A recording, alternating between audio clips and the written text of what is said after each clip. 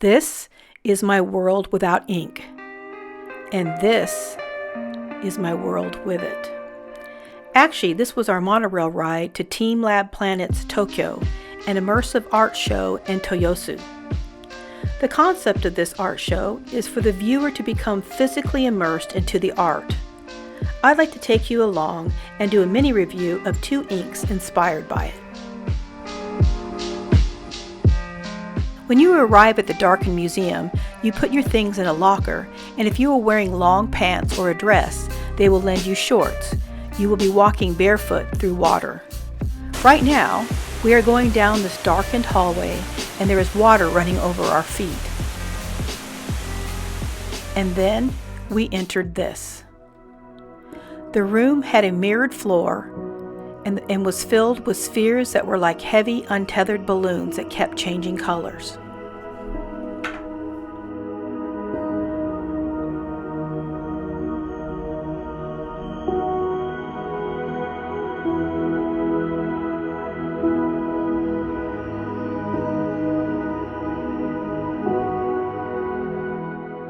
And with this, we'll break off for our first ink, Pilot Iroshizuku Yama Budo.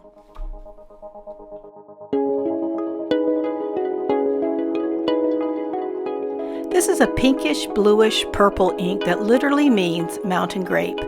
The big purple grapes here in Japan look just like this color and are delicious. They are in season in autumn time. The ink shows up well in a fine line, and then in a medium line, it just starts to show a little bit of shading and sheening. And this is on Graphilo and Tomoe River paper. And then you can definitely see the sheen show up around the edges of the flex writing. The dry time is just a bit over 10 seconds. It's smudged at the very end, and remember, this is Graphilo and Tomoe River, so it takes a little bit longer to dry. And it's not water resistant, but if you blot it up right away, you can still salvage your notes and see some ghost writing. The splotch test is a dark purple with a kind of olive green sheen. The chromatography is a straight pink purple with this kind of blue purple base here. Budo is a classic ink. It behaves well, has a nice sheen, and is a great color if you want something a little darker and more complex than a straight pink. It is one of those inks that if a pen doesn't work well with it, I know something's wrong with the pen. Now let's get back to TeamLab Planet. We are back down another hallway with water running over our feet again, and then it ends into a waterfall. An attendant hands you a towel and you dry your feet, and I don't know how else to say it, but you walk into a dark room where the floor is just one giant cushion where everyone is just lying around. The attendant warns you not to step on people.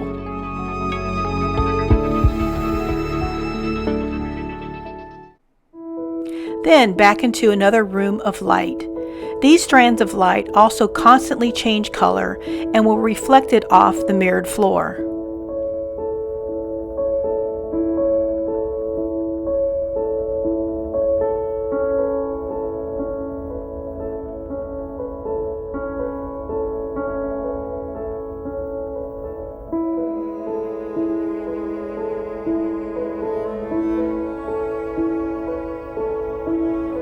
Now let's take a look at our next ink, Diamines Shimmering Blue Lightning. Blue Lightning is from the Diamines Shimmering ink line. As you can see of a typical shimmering ink, it collects on the bottom and you need to shake it up before inking up your pen. And quite possibly you will probably have to roll the barrel between your palms intermittently while you're writing. It's a little too light with the sheen in a fine line, and the color comes out better in a medium nib. Like many shimmering inks, it lays down both light and dark color depending on what's coming through your nib at the time. It makes for a nice shading effect, though it's not actually shading. Of course, the shimmer shows up best in a wider or a stub nib or a thick flex. It takes a little more than 10 seconds to dry, but again, that part that smeared was at the very end.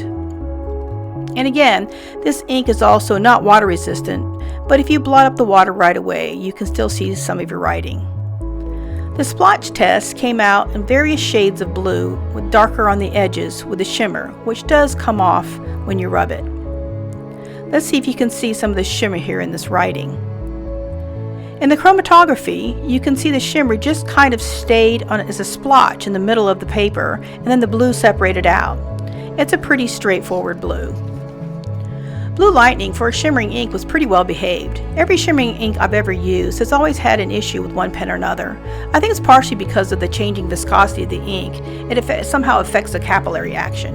But still, shimmering inks have a place on my ink shelf. I'll be using Blue Lightning for my Christmas cards this year. Here's my ink imitation of a Jason Pollock.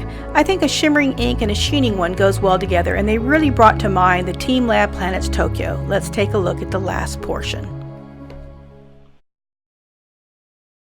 We again went into another darkened room where we were walking around in calf-deep water with some sort of smoke floating on top of the water with holographic-like fish swimming around.